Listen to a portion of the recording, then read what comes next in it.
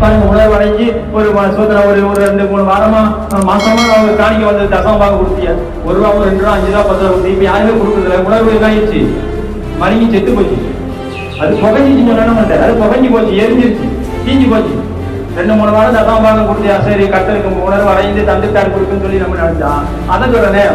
அது வர மாமியா கழுத போனா ஆனா நம்ம கதை தானே, கழுத கட்ட குடிச்சவர் தான். அந்த மாதிரிதான் பழைய வாழ்க்கைக்குள்ளே போயிடுறது.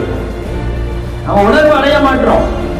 அது எப்படின்னா 2 நாளைக்கு 3 நாளைக்கு ஒரு மாசத்துக்கு வருது, அதுக்கு பிறகு என்ன உணர்வே உண்டாக மாட்டேது. அதுலதான் ஆண்டவர் சொன்னாரு, ஆதியில வைத்த அன்பனி விட்டுட்டா உன் பேர்ல எனக்கு ஒரு குறை உண்டு. என்ன குறைனா, நீ ஆதியில வைத்த அன்பை விட்டுட்ட, ஜெபத்தை விட்டுட்ட, விசுவாசத்தை விட்டுட்ட, நம்பிக்கையை விட்டுட்ட, கத்தருக்கு கொடுக்க வேண்டிய கனத்தை கொடுத்துட்ட, கத்தருக்கு வேண்டிய காணிக்கையை கொடுத்துட்டு எல்லாத்தையும் விட்டுட்ட.